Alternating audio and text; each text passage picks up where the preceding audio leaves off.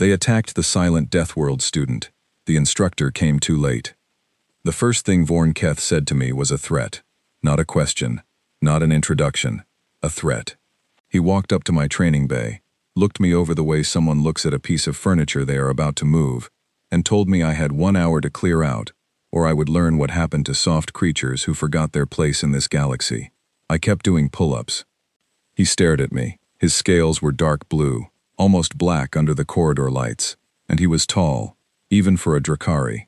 3 of his friends stood behind him, watching. I counted them without looking directly at any of them. 4 total.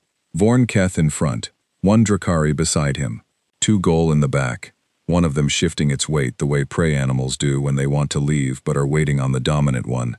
I finished my set and dropped to the floor. I have the bay booked until 2200, I said. Check the schedule. He smiled. It was not a kind smile. Schedules are for cadets who matter, he said. I picked up my water bottle, took a long drink, and looked at him for the first time with my full attention. Come back at 2200, I said. I will be done by then. He left. His friends followed. The Ghoul in the back glanced at me once before going, and there was something in that look, not respect, not even curiosity, just a flicker of something I recognized later as warning. My name is Marin Voss. I am from Earth. I am enrolled at the Conclave of Stars on Veth Prime, the most decorated military academy in the hegemony, as one of its 12 human exchange cadets. I say 12, but the others are in different cohorts on different campuses. In my building, on my floor, in my cohort of 847 cadets drawn from 31 species, I am the only human. Most of my classmates had never seen one of us in person before I arrived. I had read the profiles of the species I would be living among for 6 months before I left Earth. I knew which ones communicated through color, which ones found direct eye contact aggressive, which ones had pressure-sensitive hearing and would be disturbed by the pitch of my voice. I came prepared. I have always come prepared. That is, I think, the most human thing about me. Not the strength, not the endurance, not the things people talk about after the fact. The preparation. The long, quiet, invisible preparation. The conclave had placed me in a room designed for cadets of my approximate mass and atmospheric requirement. It was fine. The gravity was set to 0.8 standard, which the Academy considered a comfortable accommodation. I had requested they not reduce it. The administrator had looked at my file, then at me, then back at my file, and told me gently that 0.8 was the regulation for my species classification. My species classification, at the time of my enrollment, was Soft Sapient, Category 3. It was based on a survey form completed in the early days of hegemony Earth contact by a diplomat who had, I suspected, never visited Earth, and had simply read the description of our planet and assumed the creatures living on it must be delicate to have survived something so hostile. They had it exactly backward. I trained every morning at 0400 in the lower gymnasium, before anyone else arrived. Not because I needed the privacy, but because I genuinely enjoyed the quiet.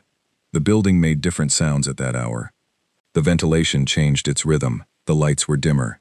I ran 10 kilometers, lifted, worked the resistance cables, and practiced hand techniques on a training dummy the Academy had provided for species with natural weaponry. The dummy was designed for beings with claws. I used it anyway. I had to modify my approach slightly, but I have always been good at modifying my approach. Seth found me there on the 3rd morning. Seth was Velhari, silver-scaled, quiet, with 4 rows of very neat teeth and a habit of tilting their head when they were thinking. They were the best navigation student in the cohort. They were also, as far as I could tell, one of the few cadets who had bothered to look up Earth before speaking to me. "Your world has 17% more oxygen than this atmosphere," Seth said, standing in the doorway of the gym, watching me work the resistance cables. "The gravity simulation here is lower than your natural surface gravity. You have been training under conditions easier than what you grew up in." "Yes," I said. "That seems like an advantage you are not advertising." "I am not here to advertise anything," I said. "I am here to learn." Seth came in and sat on a bench near the wall. They watched me train for a while without speaking, which I respected enormously. Most people fill silence with noise.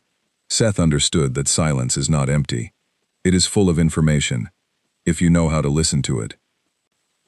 Keth spoke about you yesterday, Seth said eventually.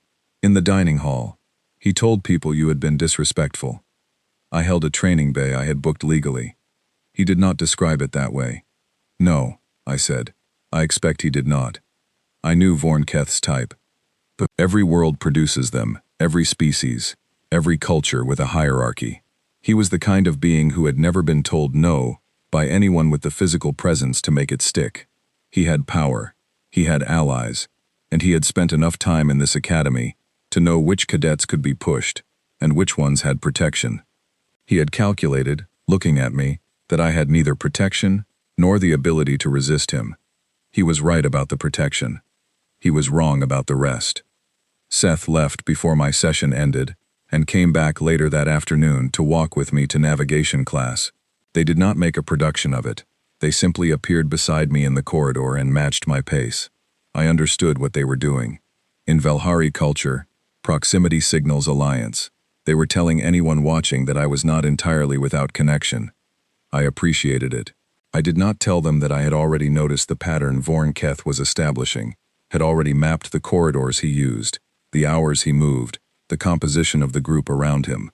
I had already identified the Krenthali at the back of his group as the one most likely to cause real physical difficulty. I had already thought about how I would handle the narrow service corridor between the training wing and the dormitory block if it came to that. I have been doing this kind of thinking since I was 12 years old, not because anyone taught me, because Earth teaches it. Growing up in a world where the weather can kill you, where the animals are large enough to matter, where your own body can turn against you at a cellular level, you develop a particular relationship with threat. You do not panic. You plan. Seth asked me, the evening of that first week, why I trained when no one was watching. It was a sincere question. I gave it a sincere answer. Because that is the only kind of training that counts, I said. When someone is watching, you perform. When no one is watching, you find out what you actually are. Seth considered that for a long time. What are you? They asked. I looked at them. Outside the academy window, the twin moons of Veth Prime were rising, pale and slow over the metallic skyline. I am from Earth, I said. Give it time. You will see. I did not tell them that I had already received a second visit. 2 nights before, while I was walking back from the library, Keth had appeared at the end of a corridor with 2 of his friends, and told me, very quietly, that my time at the conclave was going to become uncomfortable unless I learned to show appropriate deference to those above me. I had looked at the 3 of them. I had done the math. I had said, calmly, noted, and walked past them. He had not expected that. Being walked past, being treated as an inconvenience rather than a threat, is apparently the one response Keth had never prepared for. He had stood there in the corridor while I turned the corner, and I had heard his friends making confused noises behind me. It would not last. I knew that. He would not accept being dismissed. People like him never do. They need resolution. They need to prove the point they have already decided is true. I went back to my room that night and slept 7 hours, which is quite a lot for me. I had a feeling the next few days were going to require full reserves. I was right. He came with 7 of them. He picked the maintenance corridor. He thought it was a trap he had built. He had no idea he had walked into mine. Keth did not send a warning this time. That was how I knew it had moved past posturing. When beings like him stop announcing themselves, it means they have already decided on the outcome and see no reason for dialogue. The shift happened on a Thursday evening, during the window between the last class period and lights out, when the security monitoring in the lower corridors was at its lightest rotation. I had noticed the monitoring schedule on my second day at the conclave. I noticed things like that. It is not paranoia. It is attention, and attention is simply care, applied consistently over time. I was walking back from the equipment room when I felt the change in the corridor ahead. There is no mystical explanation for it. The air moved differently. There were too many body temperatures radiating from around the corner. The ventilation hum was being partially masked by something. Several large bodies standing still in a confined space. I stopped walking and stood quietly for 1 full second, the way you do on Earth when the forest goes quiet and the birds stop singing and you understand, somewhere below thought, that something is paying attention to you. 7. That was my count before I turned the corner. I turned the corner. 7 of them. The corridor was 8 meters long and about 2 meters wide, a service passage with pipes running along the upper walls, and a single strip of pale light down the center of the ceiling. Vorn Keth stood at the far end. Beside him was the other Drakari, the quiet one who never spoke but always watched. 2 Gol on the left wall, 1 Pelhari cadet I had seen in the upper engineering class, and in the back, taking up most of the rear of the corridor simply by existing, the Krenthali. His name was Douth. I had looked him up after the first encounter. Almost 3 meters of dense, layered muscle under gray-green armor plating. His species had evolved on a world with 4 times Earth's standard gravity. He was, by any external measure, the most physically formidable being in a corridor that contained several formidable beings. He was also standing with his weight distributed evenly, which meant he was not expecting to move quickly. Beings who expect a fight lean forward slightly, even when they think they are hiding it. Douth was settled. He thought this was already over, that the outcome had already been decided before a single movement. That was useful information. Vorn Keth smiled when he saw me. It was a wider smile than the one in the training bay. He was genuinely pleased with himself. "You kept walking past me," he said. "I wanted you to understand that there are consequences for that." I looked at him. Then I did something that confused him. I looked at every single one of them, one at a time, the way you take inventory. Not a challenge, not aggression. Assessment. The Gol on the left shifted. The Pelhari cadet blinked 3 times quickly. Vorn Keth's smile held, but something around his eyes tightened. He had expected me to stop in the doorway, to hesitate, to look for an exit. I walked forward instead. Not fast, not aggressive. I walked forward calmly and stopped in the middle of the corridor, equidistant from both ends, which put me roughly 3 meters from Vorn Keth and about 5 meters from Douth. The geometry of the corridor was the most important thing in the room. 2 meters wide, 8 meters long. That width was not an advantage for a group of 7. 7 beings in a 2-meter corridor cannot all apply force simultaneously. They stack. They get in each other's way. The individuals at the rear have to wait for space, and the individuals in the front are effectively separated from their backup. A corridor is not terrain that favors numbers. It favors the individual who understands angles and does not panic. I understand angles. I do not panic. "You picked a corridor," I said. "That was a mistake." Vorn Keth laughed. It was a short sound, surprised and dismissive. "You are very confident for something so small," he said. I did not answer that. There is no useful answer to that kind of statement. The beings who say it are not listening for a response. They have already finished the conversation in their head. The only language that changes their conclusion is the one that happens after words run out. He moved first. That was important. I want to be clear about that, because it mattered later, during the investigation, and it mattered to me personally, because I did not come to the conclave to start things.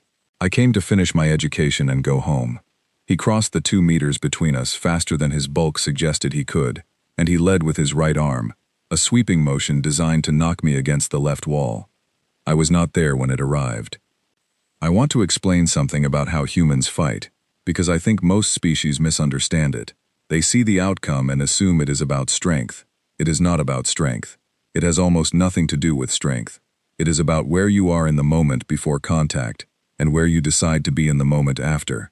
It is about the fact that a human nervous system, refined by 2 million years of something trying to eat it, processes threat information and initiates motor response faster than most sapient species, because we never had the luxury of being slow.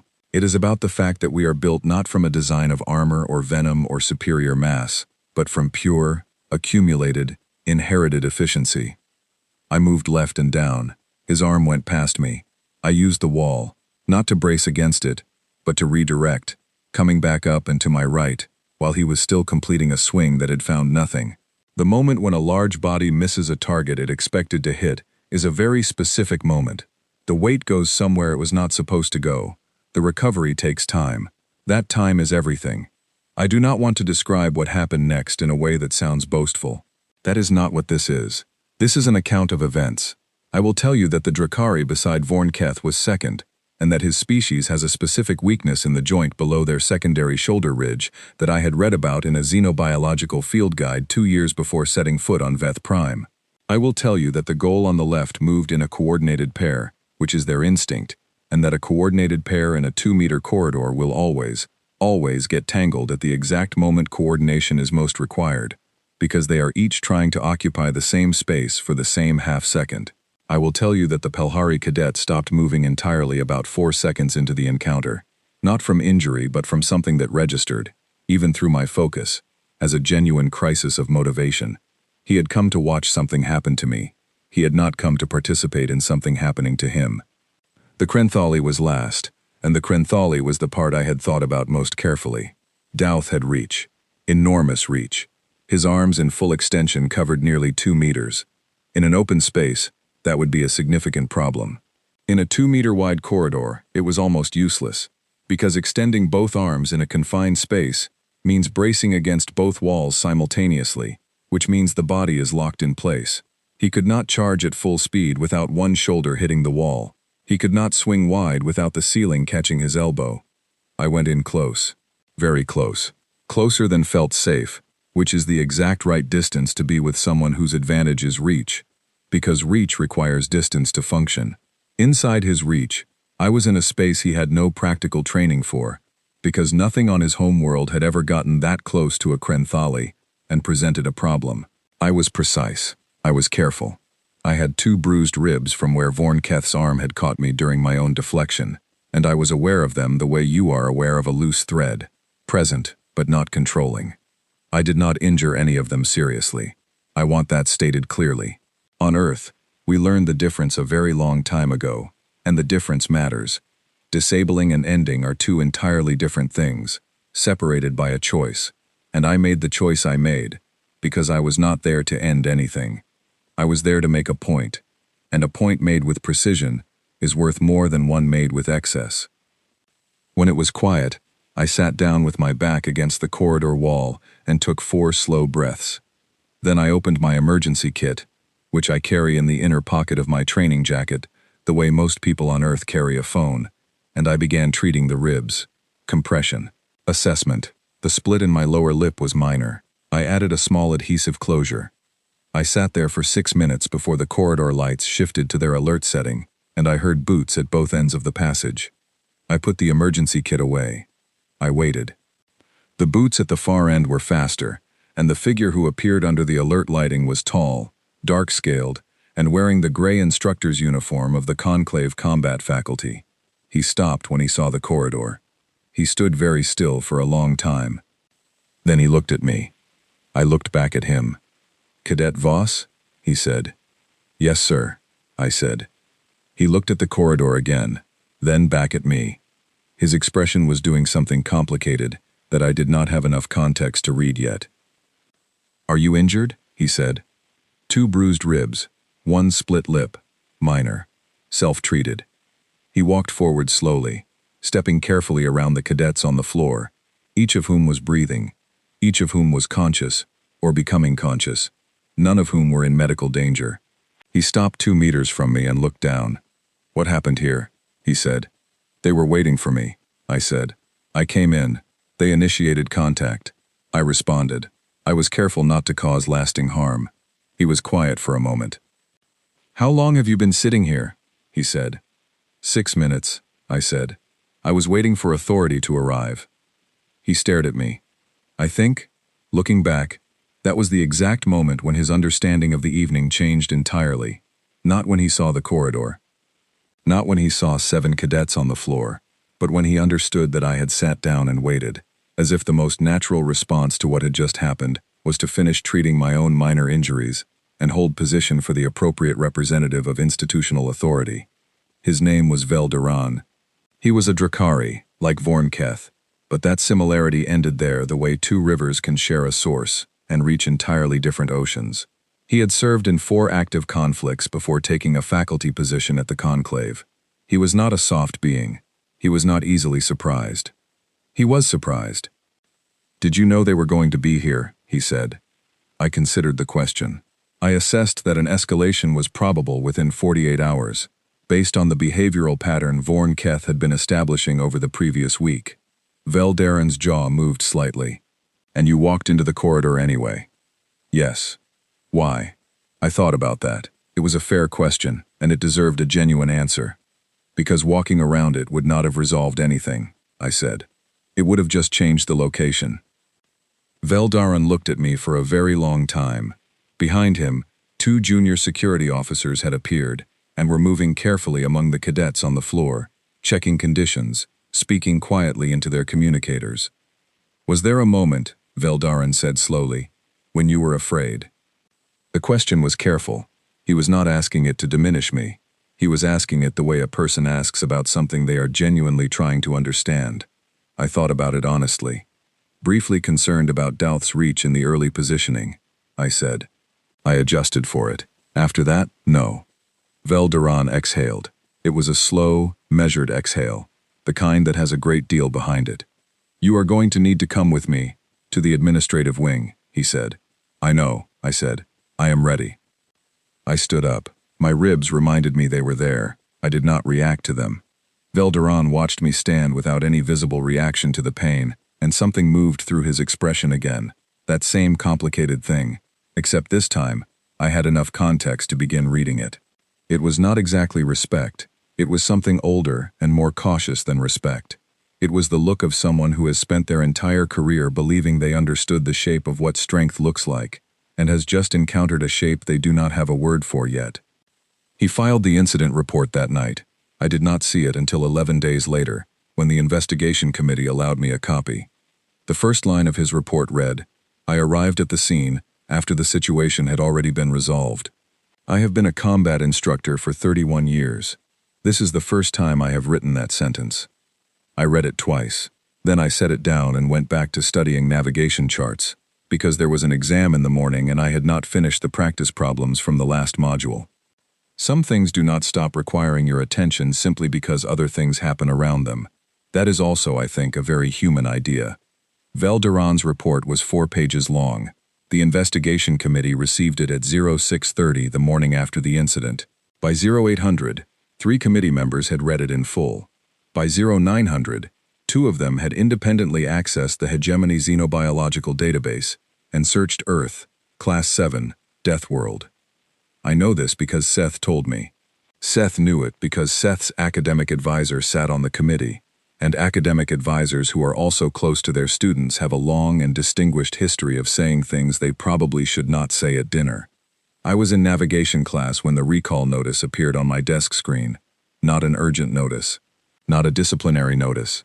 A formal request for testimony before the Incident Review Committee, scheduled for 1400 hours. Standard Academy protocol.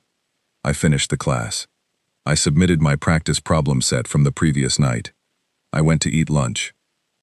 Seth found me in the dining hall, and the look on their face was the most expressive I had seen it. Velhari faces are not like human faces. The muscle groups work differently. But even with that gap in reading, I could see that Seth was operating somewhere between admiration and something that resembled gentle alarm. They sat across from me without saying anything for 30 seconds. Then they said, "There are 7 cadets in the medical wing." "How are they?" I asked. Seth blinked. "You are asking about their condition." "Of course I am," I said. I was careful, but careful is not perfect. I want to know if I missed anything. "They are all stable," Seth said, after a pause. "Doth has a dislocated shoulder. Vornketh has 2 fractured scale ridges along his left arm and bruised impact trauma in the chest region. The others have various soft tissue injuries. The Pelhari cadet was not injured at all." "He stopped early," I said. "That was the right choice." Seth looked at me, the way you look at a river that has just, quietly and without drama, changed direction. "Marin," they said. "There were 7 of them." "I know," I said. "The corridor helped." 7, Seth said again, as if they were checking the number against some internal register. "The geometry was in my favor," I said, and took a bite of my meal. It was a grain bowl with synthesized protein and something that was allegedly based on a Terran legume. It was not quite right, but it was close enough. "How long has Vornketh been doing this to other cadets?" Seth went very still. "What do you mean?" they said carefully. "He was comfortable," I said. "The whole group was comfortable. That kind of comfort with a specific type of action, in a specific type of location, does not come from doing something once. He has done this before. Other cadets. Probably more than once. Seth was quiet for a long time. There are rumors, they said finally. Over the past year, cadets from smaller species leaving the program. Cadets from hegemony client worlds filing no reports and requesting transfers. 3 Velhari juniors from the previous cohort, who left within a month of each other, for reasons the administration listed as personal. I set down my fork. How many incidents, total, if you had to estimate? I said. Seth thought. 14, perhaps more. And none of them reported it. No. I picked my fork back up. They will now, I said, because now there is something on the record. Now the committee has to open files, and open files follow threads, and threads lead places. Seth leaned forward slightly. You planned this. I planned for the corridor, I said honestly. I did not plan for the investigation, but I am not surprised by it. When a pattern is hidden, and then suddenly made visible, the people responsible for the space where it was hidden tend to look very carefully at everything around it. The investigation took 11 days. During those 11 days, I attended every class, submitted every assignment, and trained every morning at 0400, the same as always. The corridor was sealed for 3 days, while the technical team completed their analysis. On the 4th day, it was reopened.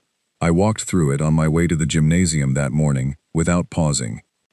Vel Duran was waiting in the gym. This was unexpected. Faculty did not typically attend cadet training sessions that were not scheduled or required. He was standing near the resistance cables with his arms crossed, and an expression I was becoming better at reading. He was not there to discipline me. He was there because he had a question he had not yet found an answer to. And people like Vel Duran, combat veterans with 3 decades of reading situations, tend to go to the source when they cannot find the answer in the data. You train at this hour every morning, he said. It was not a question. Yes, I said. Before the incident. Before enrollment. For how long? Since I was 14, I said. He was quiet for a moment. Why? I thought about the honest answer. Because Earth does not give you the option to be unprepared. Not in the way some environments do. The planet itself is actively difficult. The animals are large and fast and have no particular feelings about you. The weather can become dangerous very quickly, and those are just the external things. The history of what humans have done to each other is its own kind of education. Your species' history, Veldarin said slowly, includes conflicts of significant scale within recorded memory. Several, I said, some of them quite large. Against members of your own species. Yes. He was silent. This was something that the hegemony species found genuinely difficult to process about humanity. Not that we had wars, most species had wars, but that our wars were against ourselves, against beings who shared our genetics and our world, and that we had nonetheless continued, adapted, rebuilt, and kept going. There was something in that specific combination that landed differently than ordinary historical conflict. Your academy file, Veldaran said, listed you as soft sapient, Category 3.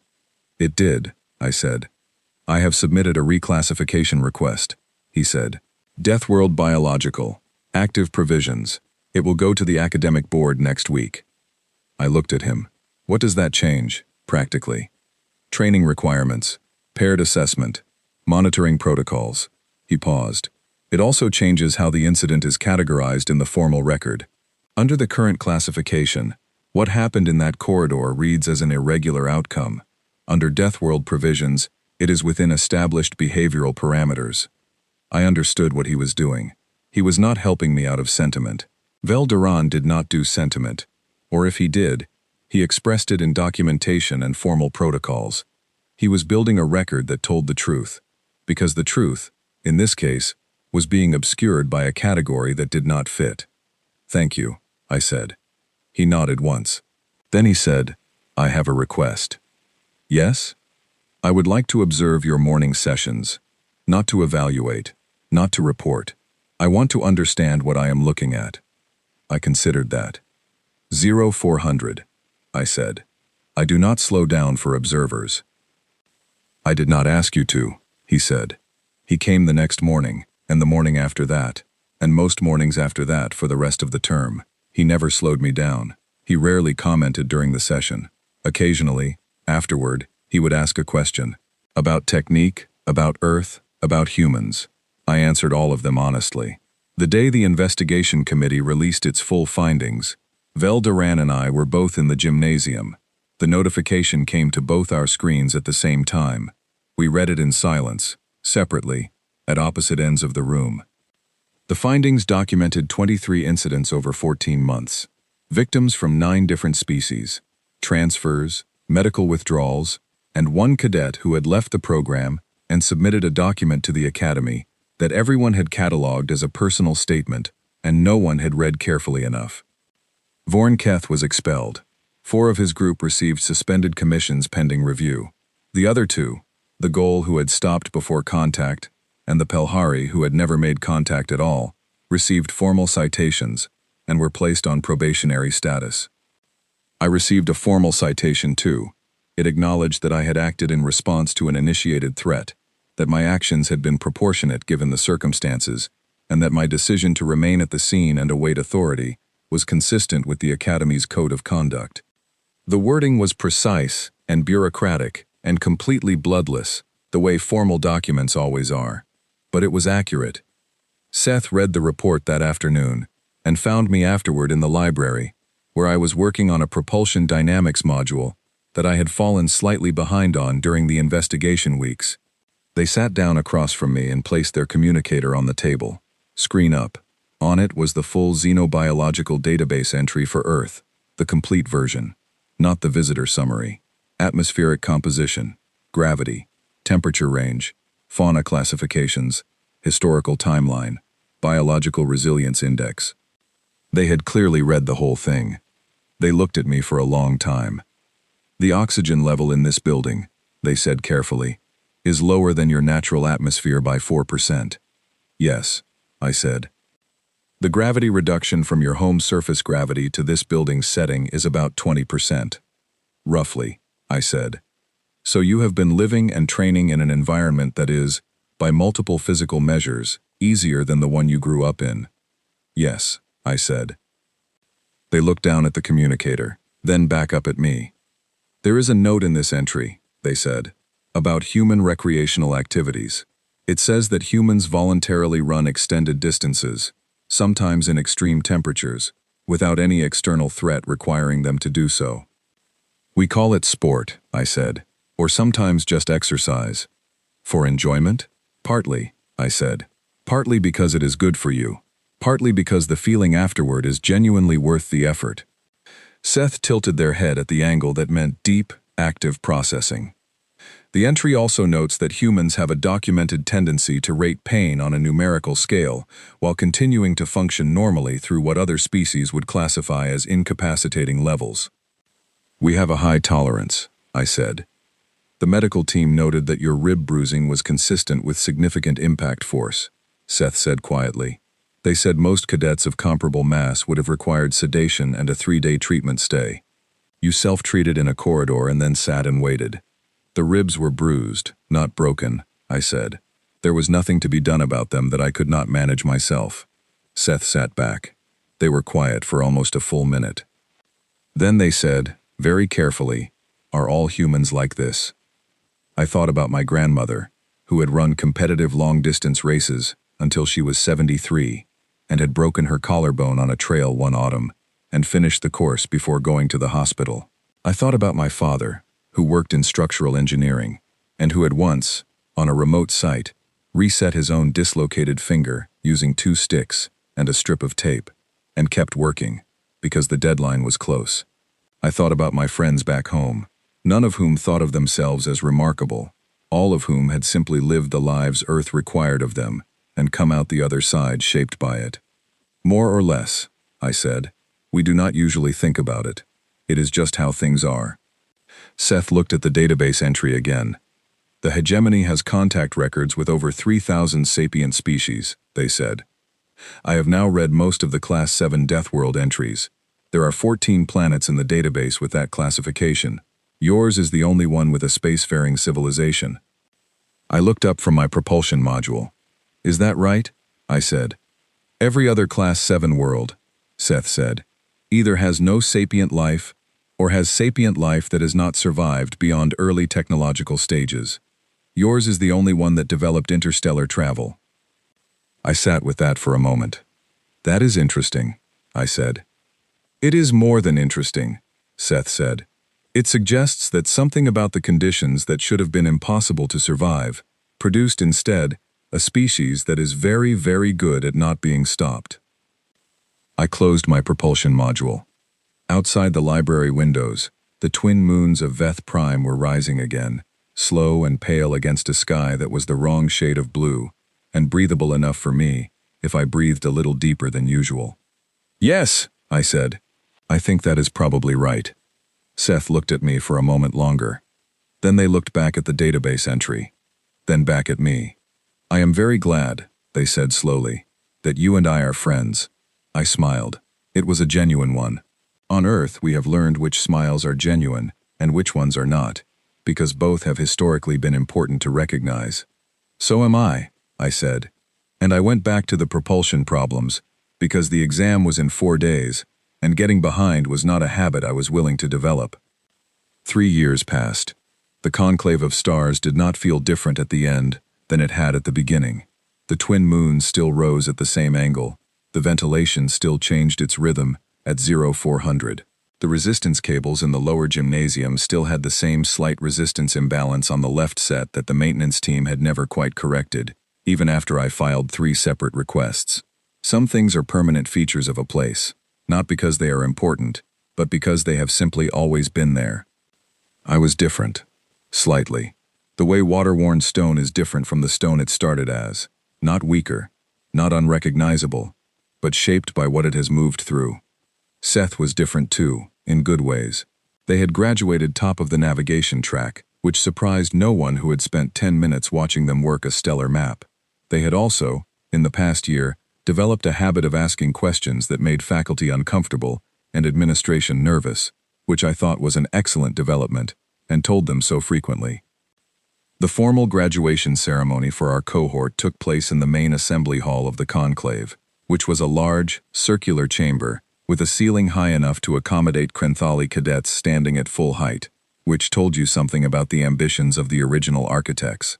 612 cadets were graduating that day, from 31 species, reduced from the original 847 by the ordinary process of academic difficulty, personal choice, and in the case of Vorn Keth's group, tribunal. I had been asked to give a commencement address. I want to be clear that I did not ask for this. The invitation came from Commandant Administrator Pelereth, who had been running the conclave for 12 years, and had the bearing of someone who had survived 12 years of running the conclave, which was its own kind of accomplishment. She had sent a formal written request 2 weeks before graduation, and had included a note at the bottom that was not formal at all. It said, "You are the most unusual cadet I have encountered in my tenure here, and I think the others should hear from you directly before they leave." I wrote the address twice. The first version was too long. The second version was still not quite right. The third version I wrote on the morning of graduation at 0500 after my training session, when the gymnasium was quiet and the building was just beginning its morning shift, and it came out the way things always come out better, when you are not trying to impress anyone. I stood at the address platform and looked out at 600 cadets of 31 species, all of them in their formal uniforms, all of them looking back at me. I looked for Seth in the front section and found them easily. They were in the second row, silver scales catching the overhead lights, 4 rows of teeth showing in a full Velhari smile that, after 3 years, I had learned meant something it cost them to feel. Real happiness, the unguarded kind, is expensive in any species. I thought about what I actually wanted to say. Then I said it. I told them that I had arrived at the conclave 3 years ago, from a planet that most of the hegemony's databases categorized as uninhabitable. I told them that the beings who lived there did not consider it uninhabitable, because the concept of an uninhabitable environment is always relative to the thing trying to inhabit it. I told them that the most useful thing Earth had ever given me was not a skill or a technique or a fact. It was a particular relationship with difficulty, the understanding that difficulty is not a signal to stop, it is a signal to adjust, to look again, to find the part of the problem that has not been seen clearly yet, because there is almost always a part that has not been seen clearly yet. I told them that the thing I had noticed about the hegemony, after 3 years of living inside it, was that it had a tendency to classify things based on how they appeared at first glance. That this was understandable, because classification is how you make sense of a large and complicated galaxy. But that first glances were incomplete by definition, and the things most worth understanding were almost always the things that did not look like anything in the existing catalog. I told them that the most important thing was not what you showed in public, but what you did when no one was watching. That character was not a performance, it was a habit, and habits were built in the quiet hours, before anyone arrived, when the only thing observing you was the work itself. I told them to look again at the things they thought they already understood. Then I stopped talking, because it was already longer than I had planned, and a speech that ends precisely when it is supposed to is almost always better than one that goes on until the audience is relieved when it finishes. There was a pause. Then the applause came, and it was the kind that starts slowly and builds, the kind that happens when something lands in a place people did not know was waiting for it. Velderon was in the faculty row. He did not applaud loudly. He was not a loud being, but he nodded once, a small, precise movement, the kind that in his culture meant genuine acknowledgement rather than polite gesture. I had learned to tell the difference over 3 years of morning gymnasium sessions and occasional after-class conversations about the mechanics of conflict, the history of warfare across the galaxy, and on 2 memorable evenings, the philosophy of what it meant to be the kind of being that survived things it was not supposed to survive. He had never found my limit. He had tried, methodically, with the focus of someone who had spent 30 years studying physical capability, and he had kept finding that whatever edge he moved me toward, I had room beyond it. He had told me, 4 months before graduation, that he had recommended the Hegemony Defense Council open a formal inquiry into human physiological parameters for military integration purposes. He said it the way he said most important things, plainly, without decoration, while looking at a point slightly above my left shoulder. I had told him that I was not sure how I felt about that. He had said that my feelings about it were not relevant to whether it was the right recommendation, which was such a Velderon thing to say that I had actually laughed, and he had looked startled, and then the corner of his mouth had moved in a way that I had come to recognize, after considerable observation time, as the Drakari equivalent of laughing. After the ceremony, the graduates scattered into the wide plaza outside the assembly hall, and the moons were already visible in the afternoon sky, pale against the pale blue, and Seth appeared beside me, the way they had been appearing beside me for 3 years, quietly, at the moment when the quiet was right for it. "Address," they said. "Was it too long?" I said. "No," they said. "It was exactly right. I timed it." I looked at them. "You timed my speech?" "I also fact-checked it," they said. "While you were speaking. You were accurate on all points."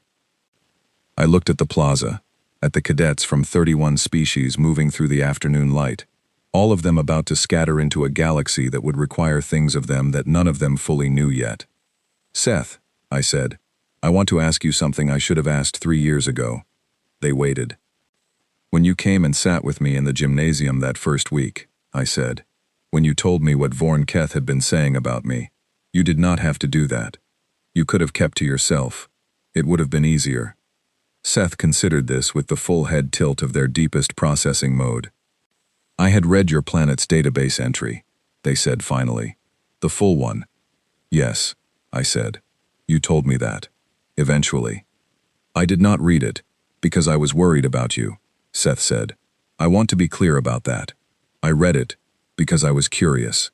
You arrived and said almost nothing, and trained alone before dawn, and ate your strange protein bars and asked no one for anything, and I found you interesting in a way I could not account for, and the way I deal with things I cannot account for is to research them." "And what did the research tell you?" I said. "That I was sitting in a building with someone from a Class 7 Deathworld," Seth said, "who was being assessed by everyone in it as a minor inconvenience, and that this was probably the funniest thing I had encountered in my academic career." I looked at them. "You sat with me in the gymnasium because you thought it was funny?" I said. "No," Seth said. "I sat with you in the gymnasium because I had read what your world was, and I understood, even before the corridor, that you were not what anyone here thought you were, and I wanted to know you before everyone else figured it out. They paused. Also, the humor was a significant factor. Yes. I thought about that. Then I thought about everything the 3 years had been. The early mornings, the navigation charts, the investigation, the 11 days of committee meetings and formal testimony, and institutional machinery, grinding its slow way toward a conclusion that I had already known. The morning sessions with Velderon, who had spent 30 years believing he understood the outer edge of what a trained body could do, and had found, to his genuine intellectual delight, that there was additional territory he had not mapped. The propulsion problems and the stellar cartography modules and the 3 exams I had taken while running a slight fever that I had not told anyone about because there was no point in telling anyone about it. Fevers below 39 degrees did not require external management. Earth had established that standard a long time ago. I thought about Vornketh, who had looked at me and seen an object to be managed, and had not understood, and could not have been expected to understand, that the things in this galaxy most worth understanding are the ones that do not look like anything in the existing catalog. I thought about the maintenance corridor, the geometry of it, the way 7 beings arranged in a 2-meter-wide passage are always going to get in each other's way, at the exact moment they most need not to. I thought about Velderon filing his reclassification request in the quiet of his office at 06:30 in the morning, writing 4 pages that were honest about what he had seen, even though what he had seen was something he did not have full language for yet. I thought about the hegemony database entry for Earth, and the note that Seth had found about how humans voluntarily run long distances in extreme conditions for enjoyment, and how that had seemed to them like the strangest and most revealing fact in the entire document. It is not strange to us. It never was. We run because we are built to run. We endure because we are built to endure. We keep going because something in the long chain of everything that made us decided, a very long time ago, on a very difficult world, that stopping was not an option that had good outcomes. We came out of that world shaped by it. All of us.